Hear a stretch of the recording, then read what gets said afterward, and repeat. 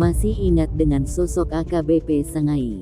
Dulu dengan perlengkapan seadanya, AKBP Sangai melumpuhkan teroris di kawasan Sarinah. Namanya melejit di kasus bom Sarinah. Bagaimana kabar Untung Sangai sekarang? Kini ia kembali diandalkan oleh negara untuk mengamankan sebuah momen penting. Bahkan Mendagri Jenderal Polisi Purnawirawan Tito Karnavian belak-belakan mengakui sosok AKBP Untung Sangai sebagai polisi yang bisa jadi tumpuan. Sosok perwira polisi satu ini mendapat perlakuan istimewa oleh mantan Kapolri Tito Karnavian. Dia juga diminta menjaga PON ke-20 Papua yang akan dilangsungkan Oktober mendatang.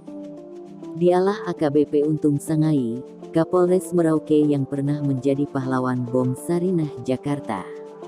Rupanya AKBP Untung Sangai adalah polisi kebanggaan Menteri Dalam Negeri Tito Karnavian.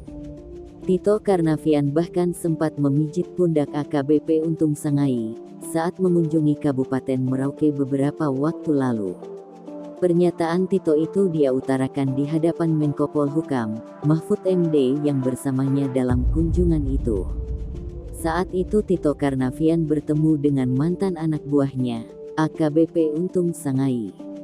AKBP Untung Sangai yang berpakaian lengkap Polri langsung didatangi Mendagri dan Menko Polhukam. Usai memberikan salam, Tito Karnavian berada di belakang AKBP Untung Sangai memijit-mijit punggungnya.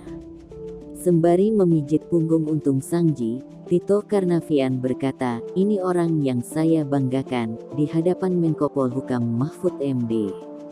Mendengar ucapan Mendagri, Menko Polhukam menepuk dada kiri AKBP Untung Sangai sembari berkata, "Jaga Merauke, Papua Selatan ini dengan semua keahlianmu, terlebih saat PON ke-20, ini Pak Kapolres, cuma itu yang saya minta."